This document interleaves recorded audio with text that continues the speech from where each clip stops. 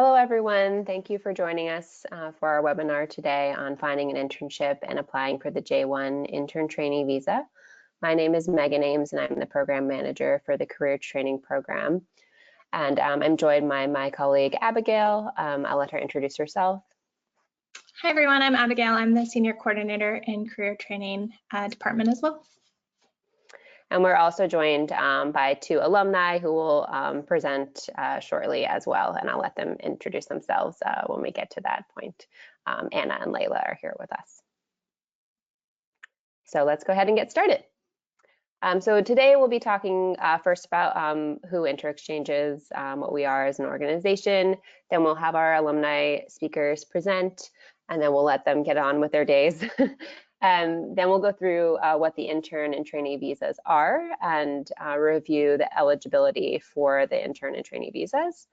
And then we'll talk a little bit about how you might be able to find an internship in the US if you haven't already identified one, and then how to go about applying for the visas themselves. So that's our agenda for today. So briefly about InterExchange, we're a nonprofit that's been around over 50 years, and we do education exchange programs, and we're a designated visa sponsor for the US Department of State. So we have a number of different programs. We want to be able to support students, participants that come to the US with whatever kind of experience they want to have. So we sponsor the Au Pair program, Camp USA, Career Training USA, which is our program. Both the intern and trainee program are under our department. We also have the work travel program. Our working abroad program is for US participants that are going overseas to have exchange programs, and then we have a foundation program as well. So we do a lot of different kinds of cultural exchange, and we've been doing it for a while. So why come to the US to do an internship? These are some of the reasons that participants say that they come to the US to partake in internships rather than staying in their home country or going to another country. They want to learn about US culture and work on their communication skills. They also have the opportunity to become independent and gain self-confidence while they're here. And there are a lot of large organizations that are in the US that they might not have access to otherwise. The workplaces really give participants an opportunity to be part of different departments and really learn the whole scope of how a business works. And also there's different kinds of methodologies and technologies that are available here that may be different from the type that are available in somebody's home country. And I will also let our alumni talk about this as well on the next slide. So we have two alumni here. We have Anna from Italy, who is an intern at the American Ballet Theater, and Layla from Egypt, who is an intern at Princeton Satellite Systems. So Anna, why don't you start off just by introducing yourself, talking about your background, and tell us where you interned and what you did. Sure, thank you so much, Megan, and thank you for the invitation. So my name is Anna, I am Italian. I was raised and born here in Italy, in Milano, and now I'm 26 years old, but when I did the internship, I was 24. And I was a former ballet dancer, so that's then I moved to a career in the administrative path of the arts.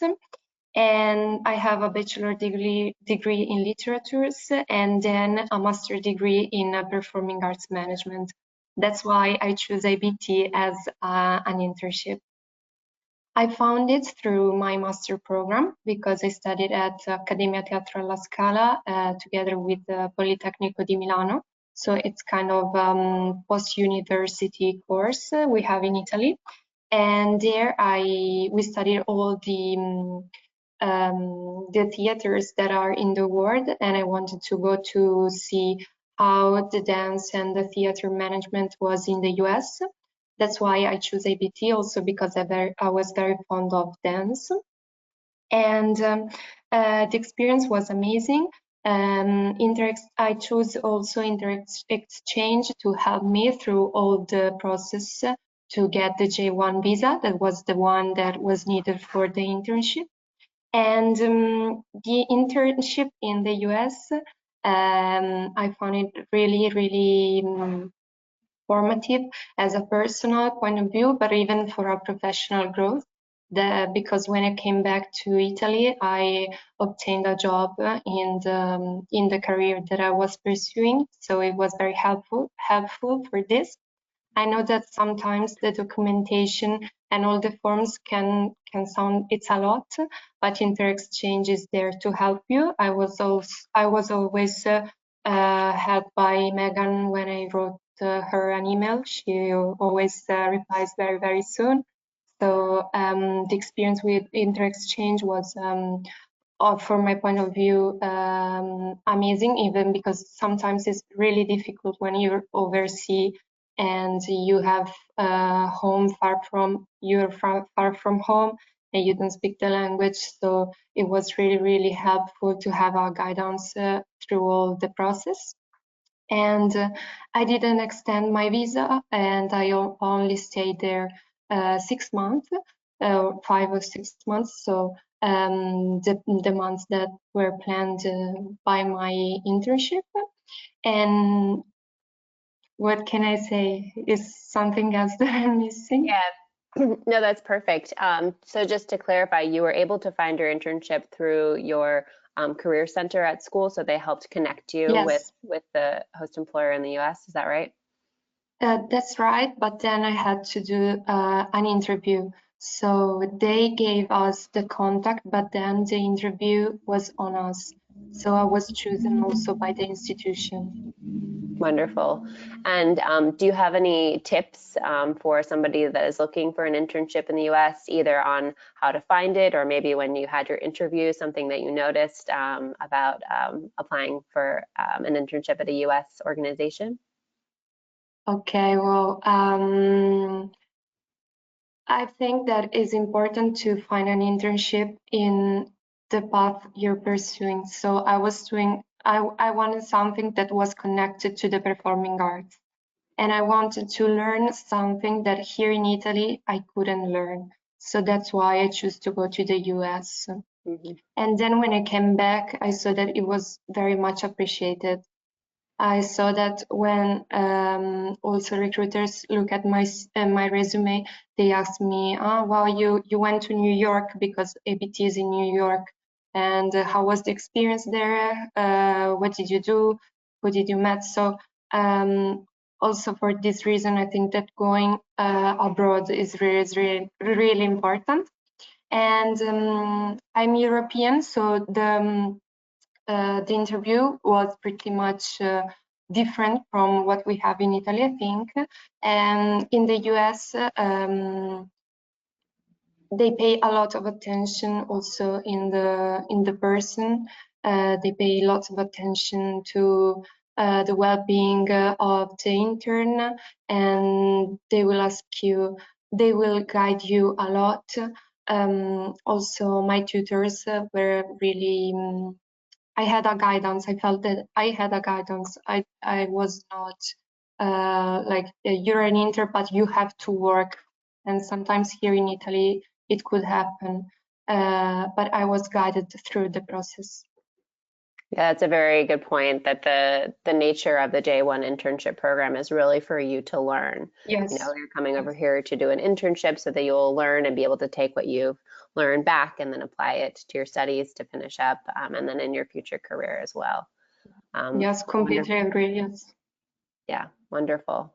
Well, thank you so much, Anna. It was really great to hear about Thank your you. experience. And I know you need to get on to your day. So thanks again for joining us, and talk to you later. Thank you Bye, so Anna. much. And I wish all the future interns good luck with your experience. Thank you, Anna. Bye.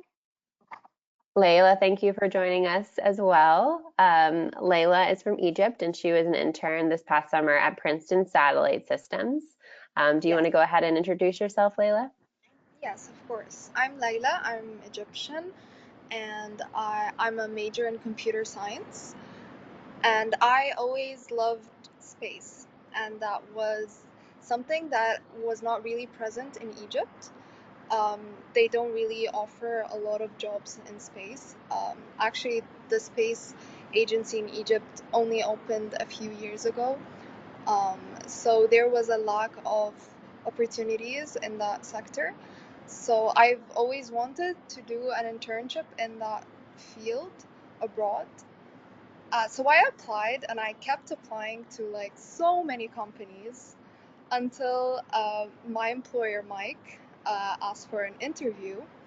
And when we did have the interview, he was really impressed by my side projects. And so he was like, okay, great. How are we going to figure out the visa, the work visa? So I had to do my research, of course, because I was really, thrilled. I didn't expect to go that far.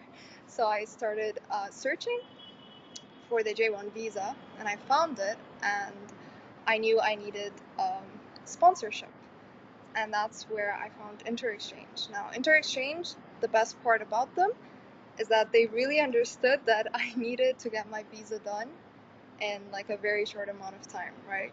So they were very supportive. They answered me straight away. They really guided me through. So I'm really thankful. That experience, like, I'm not being dramatic when I say that that experience really changed my trajectory in my life, in my career path. I gained a lot of experience. I learned a lot when I was there, culture-wise and academic-wise. And it also opened doors for me to pursue this space field even more. So I'm really thankful to have experienced that. Layla, do you feel that you've been able to apply what you learned during your internship to your studies now that you've been back?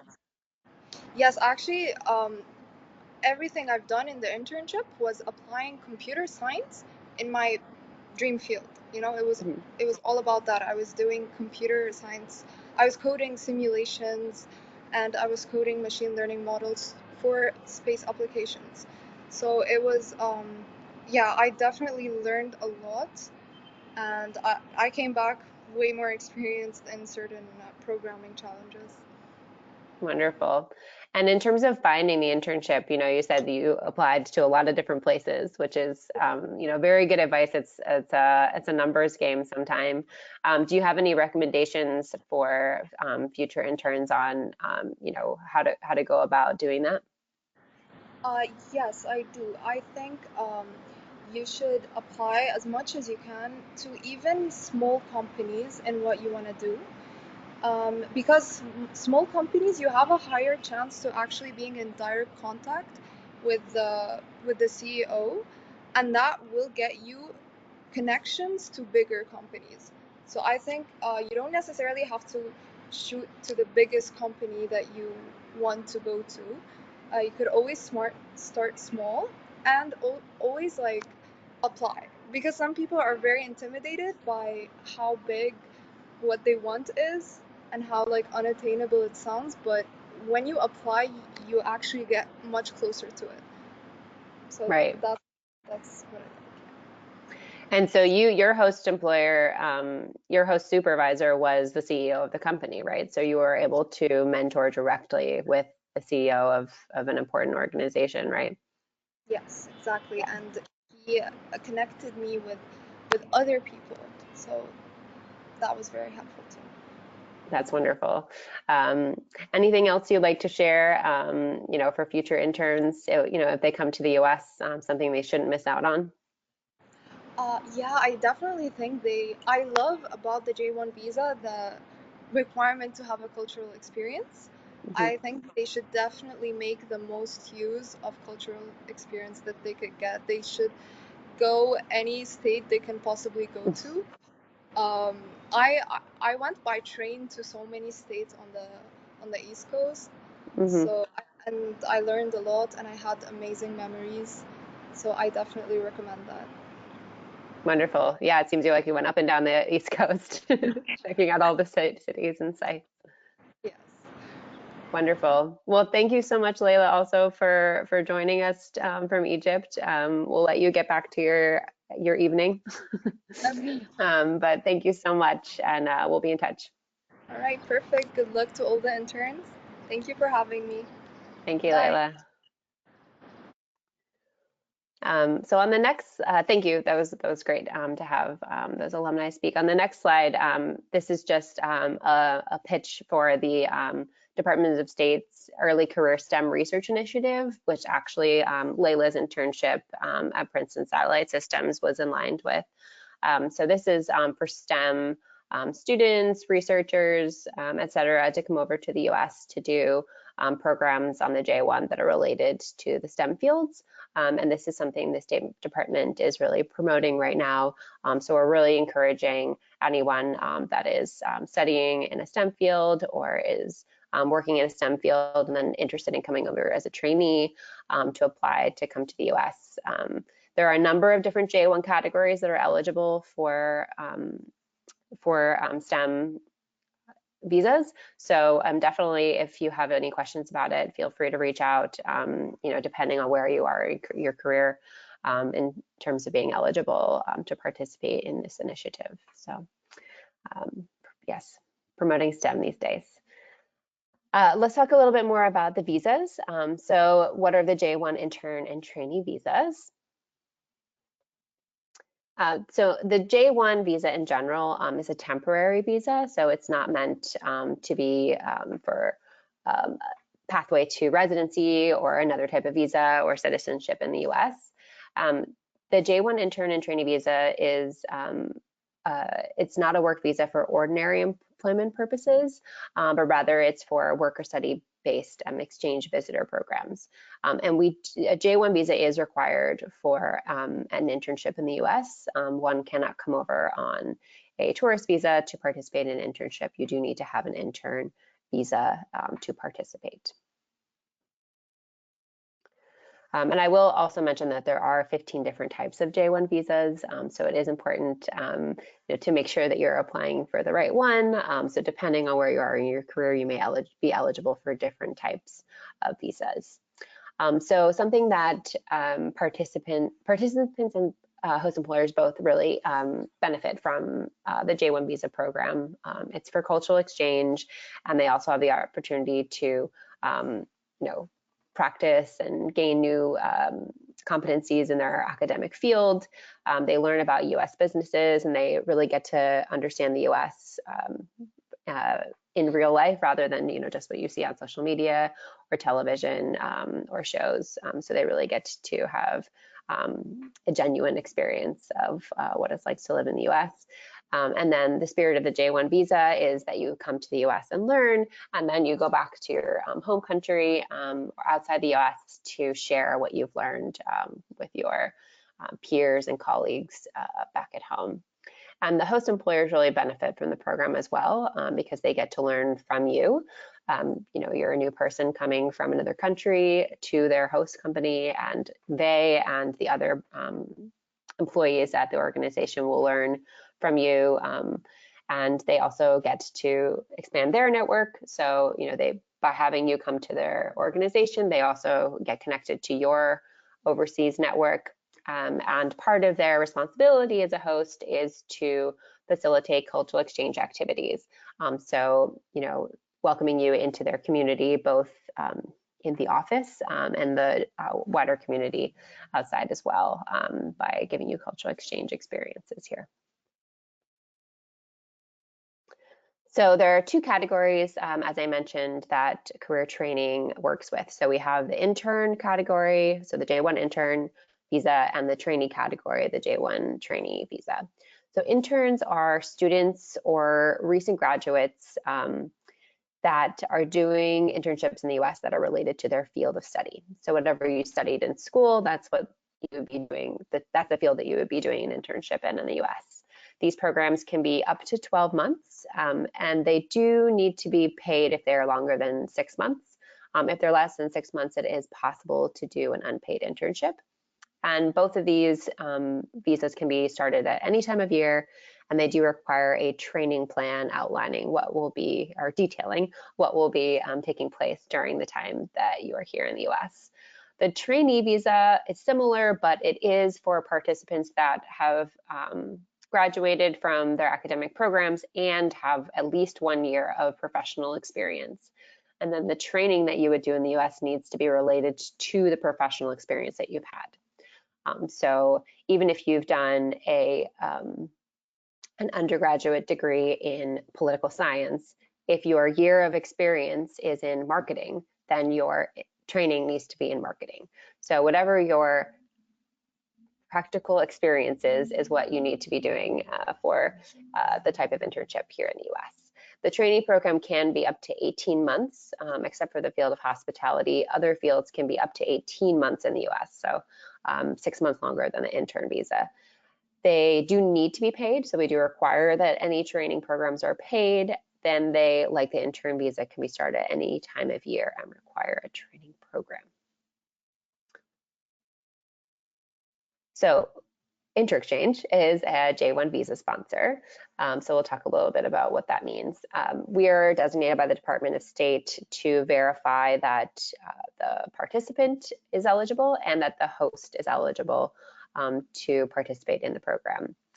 We issue the documents that you are required to have to apply for the visa. So this includes the DS 2019 as well as the DS 7002, which is also called the training plan for the visa. And these documents you'll take to the US Embassy when you apply for the visa. We provide monitoring for you and the host throughout your time in the US. So it's important to understand that InterExchange is the sponsor, and then the host employer, the site where you would be going, is your host. So InterExchange is the sponsor, the employer is the host organization. In terms of eligibility, we'll talk about who's eligible to do an internship in the US. So if you are enrolled full-time in an overseas institution, or you have graduated and you're within 12 months of having graduated, you can apply for the intern visa. The internship, like I mentioned, needs to be directly related to what you're studying. And then if you've graduated and have already completed 1 year of experience, then you may be eligible to apply as an intern. As a trainee. So those are the two categories. While you're a student and directly after, you may be eligible as an intern. And then once you've completed your degree program plus a year, then you may be eligible as a trainee. There are a number of different categories for the J1 intern and trainee visas. These are the categories that InterExchange sponsors. There are other categories that are available, but you may need to look for another sponsor to sponsor you. For example, we don't sponsor the field of agriculture or the field of education, but we sponsor these fields, and within these fields are subfields. So you can take a look on our website to see all the different subfields that are listed under here if you're not sure which category you're looking for. There are certain types of internships that you can't do. So you'll want to make sure first that the sponsor where you're applying sponsors the field that you're studying if you're applying as an intern. We don't sponsor unskilled or casual labor positions or any kind of position or any kind of training that would require contact with children or the elderly.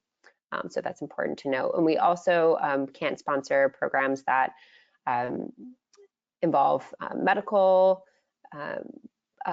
care, social work, or any contact with patients or animals. So no patients, whether they be human or animals.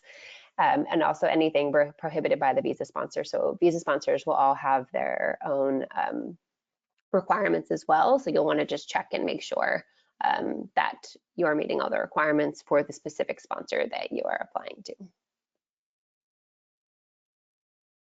There are certain types of host companies that cannot be hosts. So you'll want to make sure that the company that you're applying with has a location in a professional space. So this could be an office, it could be a lab, but it couldn't be somebody's home, for example. So it does need to be a professional space that you'd be going to conduct the training. There also need to be experienced staff that can be your mentor while you are there. So there needs to be somebody that you're learning from, that you're shadowing in order to learn while you're here for your internship. And they do need to provide supervision continuously while you're here in the US. So For example, you wouldn't be able to intern at a company where your supervisor is at a different location at the company and you would never see them. So you do need to have continuous monitoring by your supervisor in person. And it also can't displace US workers or fellow labor need. And then the host companies also need to abide by all occupational health and safety laws. So we do need to verify that they are a legitimate business and verify that they have workers' compensation policy in place. You will need to develop a training plan, which is kind of like a syllabus of what you'll be doing while you're here in the US with your host employer. So it's a form that you'll need to, the host employer will need to fill out that explains, why you're coming, what the goals are while you're here, and then detail how the training will play out during your time. It does need to be a balance between what you'll be learning and what you'll be contributing to the organization. And you will be required to train at least 32 hours per week. The maximum is 45 hours per week. And you will need to show on your training plan that you have plans for what type of cultural activities you will be partaking in while you're here in the US. So the training plan includes a description of what you'll be doing at the host company, as well as activities outside in order to learn about US culture. For payment of the internship, as I mentioned, the interns can be unpaid for up to 6 months. You can be paid, but if you have been offered an unpaid internship, it can be no more than 6 months. Anything beyond 6 months does need to be paid at least minimum wage. All internships do need to meet the US Department of Labor criteria for unpaid internships. And if your host company is not able to provide a stipend, perhaps they may be able to provide other types of compensation. So you could ask them, oh, would you be able to provide me with a transportation card, like a Metro card that you'd be able to use? Some may provide meals. A lot of offices have catering. Others may provide housing depending on the type of internship you're doing. So even if the host company isn't able to pay you and you have an unpaid internship, they may be able to provide other kinds of non-monetary compensation. Most of our interns and trainees are paid. So last year, 82% of our participants did get a stipend, and the average stipend was $2,888 per month.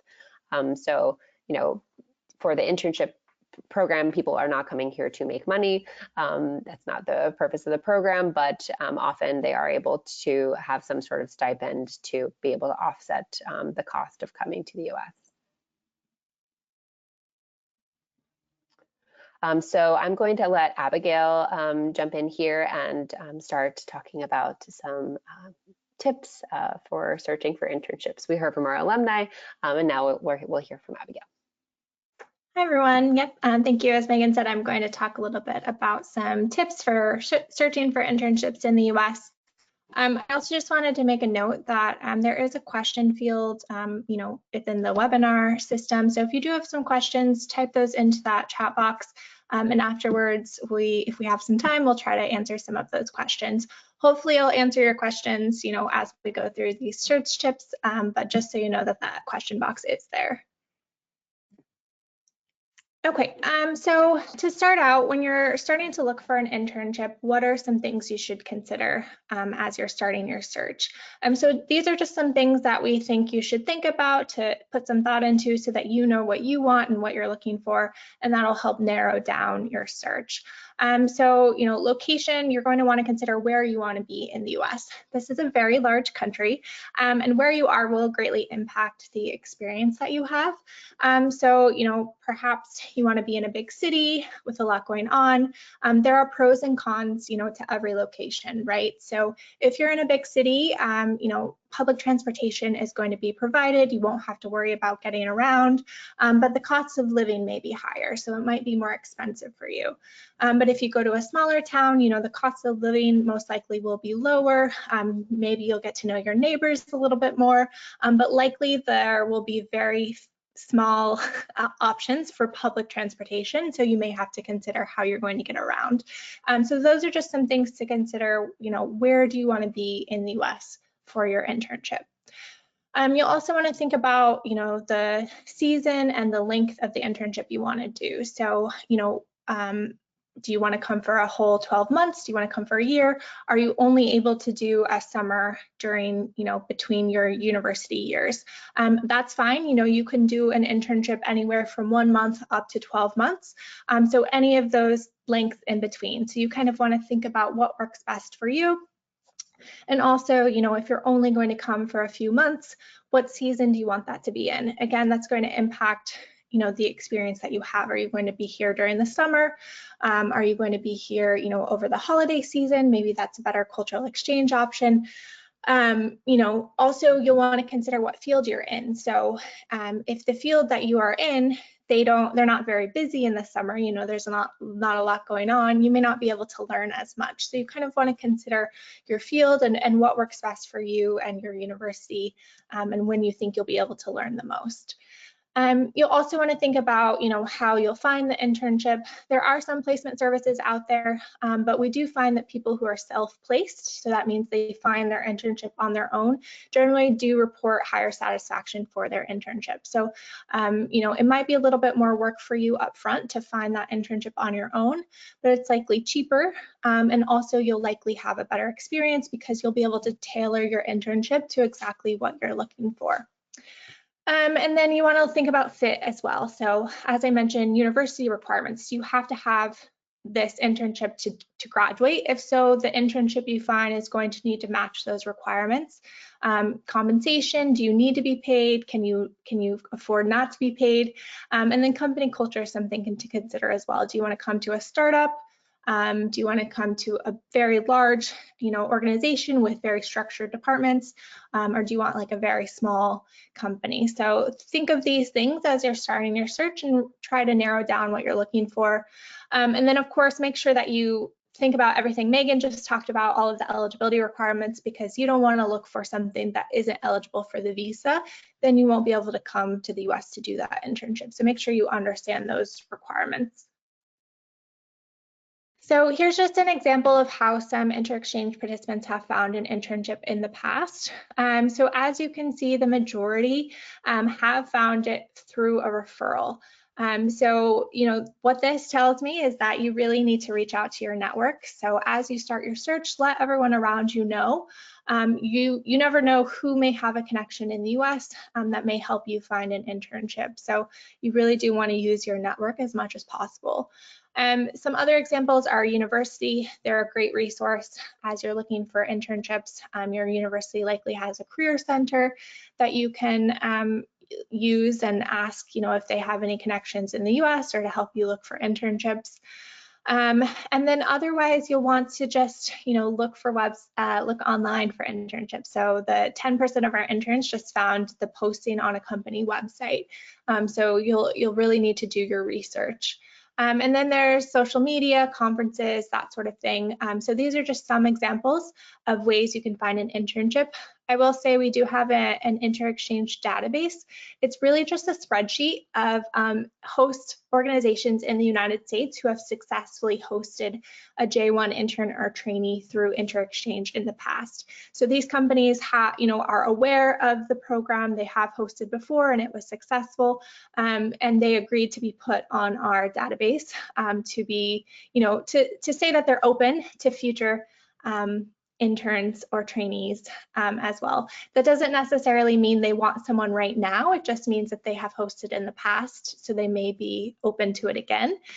So that's something that we can share with you after this as well, which can maybe help you kind of try to find as you're looking for internships. So here's just some more examples of the ways that past participants have found internships. So for example, someone was a culinary participant and they knew they wanted to go to a Michelin star restaurant and they knew they wanted to be in San Francisco. So they just researched all the Michelin star restaurants in San Francisco, reached out to all of them and did hear back from one. So, first you have to narrow down what you want and then that will help you in your search. Someone else used their university, so their college has a list of companies. So again, reach out to your career center, your professors, see what connections they have, what resources they have available to you. Someone used a family friend. So again, your network is very important as you're starting this search. Someone followed the company, they knew the company they wanted to come to, and they followed them on social media. So they were the first ones to know as soon as a position was posted. So it's really important, if you know there's a company that you're really interested in, follow them on social media, follow their blog. That way you can be up to date on what's going on with their organization and maybe be informed as soon as they have an opening for an internship. And then the other quote here, they used their professor. They referred them to a conference that they went to virtually. So conferences are another great way to meet potential host organizations as well. So really any opportunities in your field, any resources your university has, you're going to want to use those.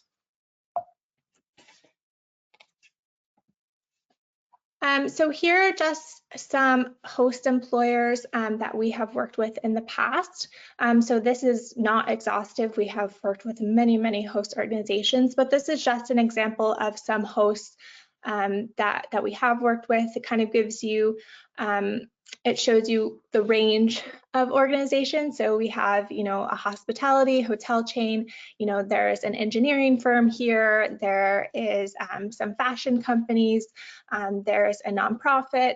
So, there really are a wide range of opportunities available out there in the fields that we sponsor. So Megan gave you those lists of fields that you can do your internship in. So these are just kind of some examples of the types of companies that you can be looking for or that you may be able to intern with.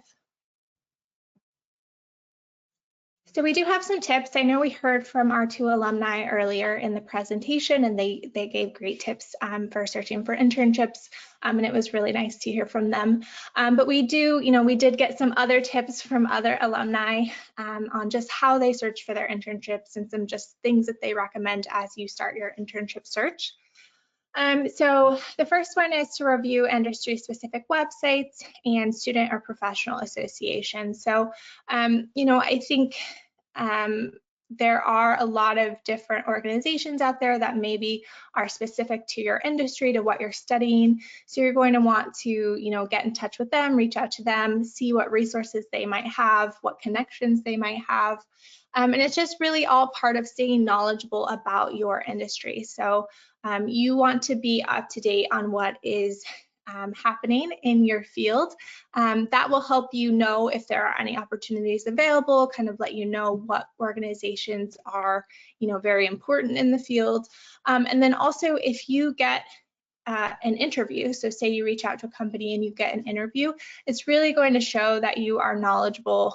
If you understand what they're working on, what's going on in the industry, it's going to show that you're passionate and you're really dedicated to this internship, and it may just help you get that internship through that interview. So, staying up to date on company blogs so that you know what they're working on, doing your research. So, make sure you understand the company, their business, when you go to an interview. That will really help you get that internship and impress those supervisors that you're interviewing with. Some other examples, one is pursuing informational interviews. So these are just, these are interviews that you ask for. So you find someone, maybe it's even in your home country, someone who works in the field that you want to work in or holds a position that you want to hold in the future. You reach out to them, ask if maybe they would mentor you or if they would do an informational interview. So maybe you take them to a coffee shop, you buy them a coffee, and then you have a list of questions basically asking them about their role, what they do day to day, and then how they got to where they are. So this just can provide insight to help you understand, is this a field that I want to pursue? Is this a role that I want to pursue? And then how did they get there? What are some steps that I need to take? And it just may help you grow your network as well, which, as we saw, is a great way to find an internship. So it could be very helpful on multiple fronts. Some other recommendations are to target smaller firms and to ask your professors. So, I think Layla mentioned this earlier in the presentation. You often have to apply to a lot of different companies before you hear back from one. And sometimes it may be better to look for those smaller companies because you're able to message the CEO directly or the hiring manager directly instead of, going through a computer system to HR, then to the supervisor, right? So it might be a great way to get a contact, to get an interview. And also when you're at the internship, if you get that internship, sometimes you can learn a little bit more or get maybe more diverse learnings in a smaller company where employees are maybe doing a lot of different roles, or there's a little bit of crossover between departments. So again, that's just something to consider as you're thinking about what you want to, what kind of internship you want to do and how you want to look, your internship to look like. And then your professors are a great resource as well. They have connections often in the industry, so they may be able to point you in the right direction. Last page of tips here. Understand J1 visa rules. We talked about this already. Essentially, you don't want to find an internship that you then can't get the visa for. So make sure any companies you're applying to, you believe that they are eligible. So you do want to make sure that they're eligible for the program. Keep your social media professional. In this day and age, if you apply to an internship, the hiring manager, the supervisors most likely are going to Google you. So you want to make sure that anything they find on Google is something that you want them to see. So you want to make sure it's professional and that you're not going to lose an internship opportunity because of something you posted on social media. As you're looking, make sure to keep your resumes and cover letters up to date. We do recommend that you keep a spreadsheet as well, where you kind of helps you keep track of the companies you've applied for. If you've heard back from them, did you follow up with them? So it helps you stay organized. And if you do hear back from someone, it'll let you know, who, help you remember who they are, when you applied, and that sort of thing.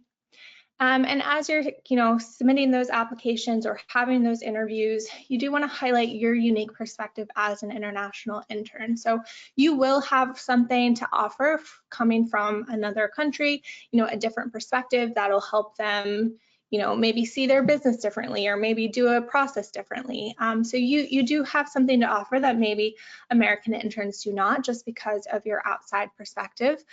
So do highlight that during the interview process. I think that is a great strength that you bring as an international intern. And then you just want to show that you're motivated and passionate for the internship. I mean, if you're going to be coming from another country, it is showing that you're really dedicated to this internship and to learning. So you do want to highlight that and show that in your application process as well. And then generally, you do want to follow up with a thank you. Usually an email suffices. You don't want to bombard anyone or harass them if you haven't heard from them, but especially after an interview, you should follow up with a personalized thank you.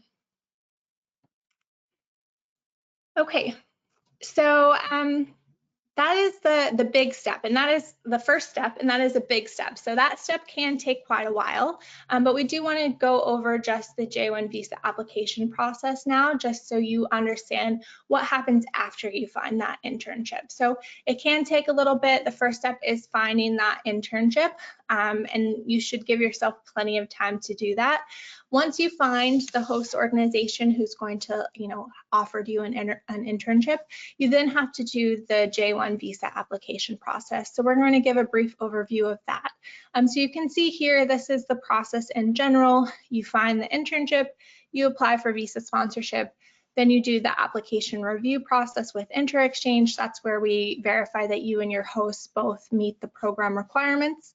If InterExchange is able to approve you, so we say that you are eligible, your host is eligible, then we would give you the documents you need to then go to the US Embassy in your home country. And that's where you would interview at the embassy for that visa. So if the consular officials, also agree, they will approve you. They agree that you're eligible and all of that, they will issue your visa. So you would then get the visa and your passport, and that would allow you to travel to the United States to do your internship. So overall, how long does the visa process take? So as I mentioned, the finding an internship process can take a while, but then once you find the internship, you do have to allow time for the visa process as well. So inter-exchange, we do have one of the fastest review times of any J1 visa sponsor. So overall, our process takes about 10 days to complete. So essentially, you'll complete your application, you submit it to us. We take a day or two to do an initial review, and this is where we just verify that all of the documents that are required are there, everything looks like it's complete. If it's not, we'll send it back to you, have you make those changes that you need to make sure it is a complete application. And then once we deem it's complete, then it'll go through our review process. And that review process does take 10 days. And that's where we read everything in detail. We read the training plan that your host organization wrote, where they talk about what they will be teaching you during the internship. And essentially that's where we deem whether you and your host are eligible for the program. So that process does take 10 days. After that, we would then approve you, send you the documentation you need, and then you would do the visa process. And that process does vary depending on embassy. So each embassy has different wait times. Those wait times do vary throughout the year. So that's another part of the process that you have to consider. After the inter-exchange review process, you then have to go to the embassy for the visa. So generally, we recommend that the entire process takes about 6 to 8 weeks. So that's something you'll want to factor in when you're, starting to apply and kind of thinking about the season you want to come for your internship.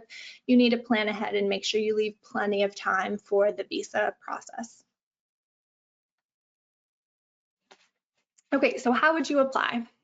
So basically, you find your internship, then you would come to Inter-Exchange if you would want us to be your sponsor. You would go to our website.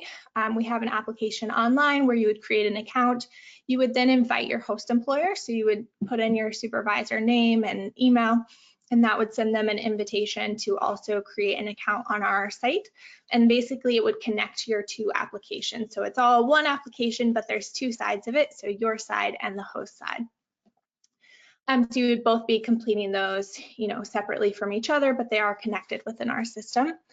So the information that you'll need to complete includes, questions about your education, your work experience, your U.S. travel history. You'll need to write answer a few questions about why you want to come to the U.S. for an internship. Then you'll need to upload some required documents, which we'll talk about briefly. And then you would then read through the training plan that your host employer wrote, make sure you agree with the internship training they're going to offer you.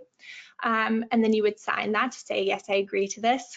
You need to make sure to pay the application fee, and then you would submit the application to Inter-Exchange to start our review process that we just talked about. So the documents that you would need to apply for J1 visa sponsorship, passport photo page, that's pretty easy. Hopefully you all have that. So you would just upload that. You would need to provide proof of funds. So Inter-Exchange does need to determine that you have funds to support yourself during the program. Any compensation your host is going to offer you, we will consider that as part of your application. But you need to show that you have money to get settled into the US. It typically is a little, a month or two before you get your first paycheck from your host. So you would have to show that you have funds to support yourself to get settled into the US. And then we do have to have documentation to show that you're eligible for the program, so that if you're a student, we need to see your proof of student status, that you're a current student or that you recently graduated. We'll also need to see your course transcript to make sure that the internship you're doing relates to your studies. And if you're applying as a trainee, we'll also need documentation from your prior workplaces to confirm that you do have that year of full-time experience. And our website, we do have templates for some of these documents.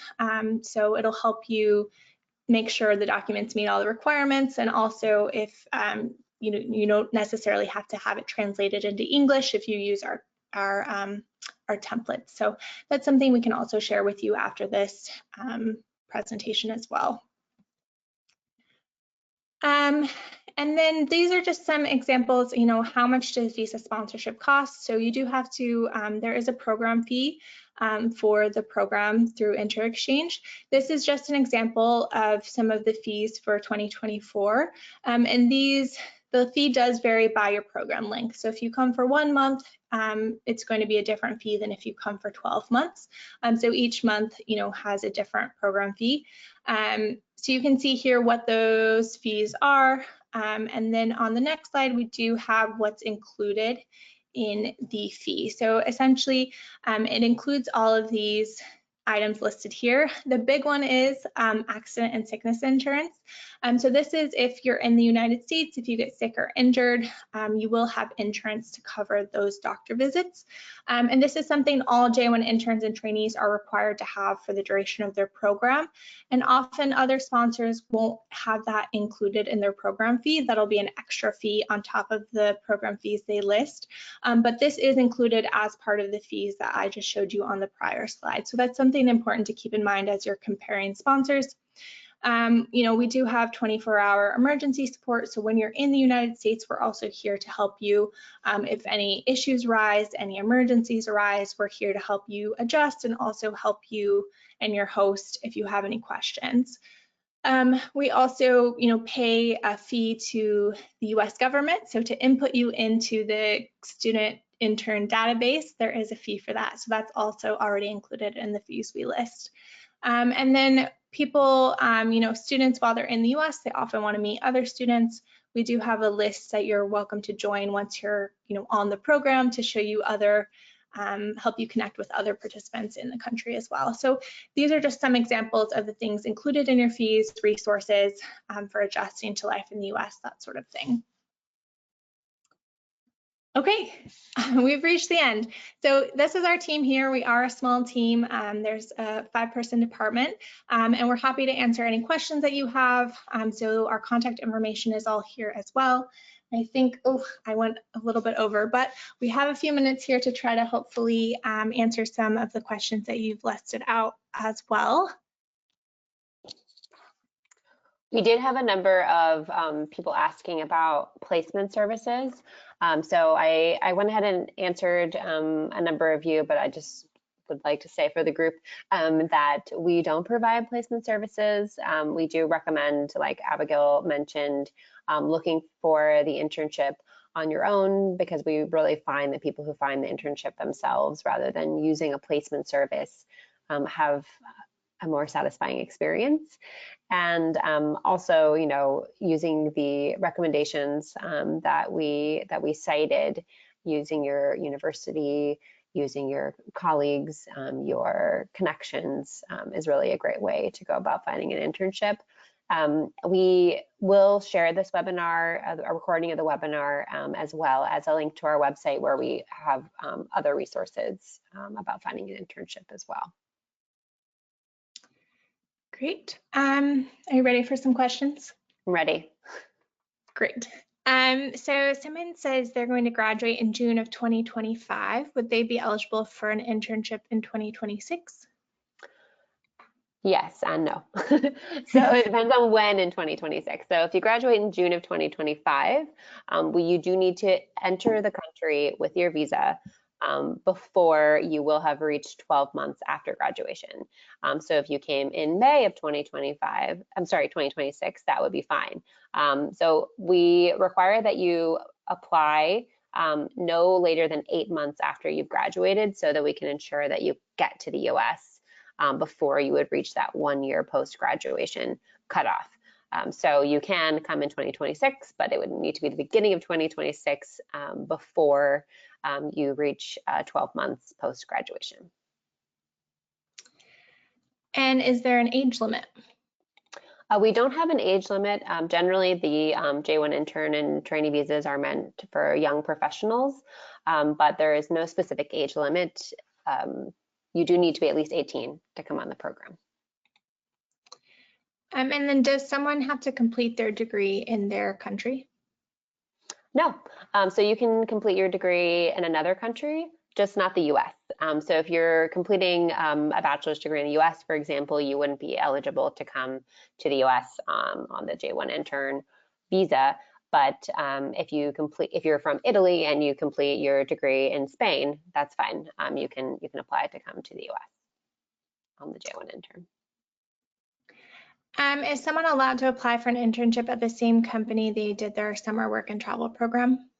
We generally don't approve those types of situations. So if you did a summer work and travel program at a certain location, you would need to look for a different host employer to come and do a J1 intern or trainee program with. We want you to have a new experience when you're coming here and to learn new skills. So we do ask that you look for a different employer.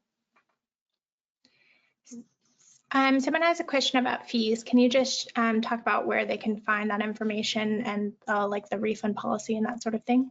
Sure, absolutely. So on our website, in the career training section, there is a section called cost. And in the cost section, you can see how much it will cost for you. So it's a little bit different depending on which country you're from and how long you'll come to the US. So you would select where you're from, you would select the length of time that you would do the internship for and the year that you're applying. So if you submit in 2024, so before the end of this year, even if your program is starting in 2025, you would still pay the 2024 fees. So if you're looking for to do a 2025 internship, I would recommend going ahead and starting the process. Because if you submit before the end of the year, you'll be able to use the fees or pay the fees for this year. And then also on that page where it explains what the cost is, you will also be able to see the refund policy. So we do have a refund policy that explains, how much you would be refunded based on where you are in the process. If you're not approved or if you aren't able to get the visa, depending on where you are in the process, we have a different refund that would be coming your way. So please take a look at that and make sure that you understand it when you're applying so that there aren't any surprises. Someone says that there's a local agent in their country that they would sometimes have to deal with, but they'd rather apply and work with InterExchange directly. Is that allowed? Absolutely, yes. You can apply directly to work with, to do your visa with InterExchange. You don't need to use a third party. You don't need to use a lawyer. You can apply directly with us. Someone has a question about the documents and the proof of funds. Generally, how much money do we require to be shown on a proof of funds document? Sure, that's a great question. So depending on if you're paid by your internship, you can use the funds that you would get from your internship as part of showing that you have funds for the duration of your program. But even if you are paid a stipend that covers you during your time here, you do need to show that you have at least $1,500 per month for at least the first 2 months of your time here. So if you're not paid at all, then you need to show $1,500 for the entirety of your program. If you are paid at least $1,500 per month, then you would just need to show the first 2 months in the US. If you're paid by if you have housing provided, then you just need to show that you have $750 per month. And then how long approximately did it take for previous interns to find an internship? Generally, we hear 3 months is the average amount of time that it takes people to find an internship. But there is a wide variety depending on the field, depending on the type of internship that they're looking for. Some people are looking for a summer internship, some people are looking for a year-long internship. So it definitely varies, but I'd say 3 months is what we've heard is the average. And in terms of program fees, can they pay monthly or do they pay ahead of time? You would pay ahead of time. So in order to submit the application, you do need to pay the initial non-refundable $300 fee. And then in order to be approved, before we can approve you, you need to pay the full program fee. So that is paid before you're approved for sponsorship. Someone says they graduated longer than 12 months ago, but they also have work experience. Would they be eligible? You may be. So you would have to, if you graduated from an academic program, and then also have at least 12 months of related experience, then you may be eligible as a trainee. So depending on the type of trainee program that you're looking at in the US, you need to make sure that your work experience matches that. So if you've been doing working in marketing for the past year and you'd like to come and do a marketing training program, you may be eligible. And then when are they able to start their internship? Is there a required time period? You can start any day. You can start Christmas. You can start July 4th, anytime of your, any day of the year. And then if they do the internship, are they allowed to travel the country afterwards? Yes. So after you finish the internship, you'll have the end date of your program, and then you'll have a 30-day grace period. And during that grace period, you aren't able to train or do your internship, but you are able to travel in the US and wrap up your affairs here before you return home. Great.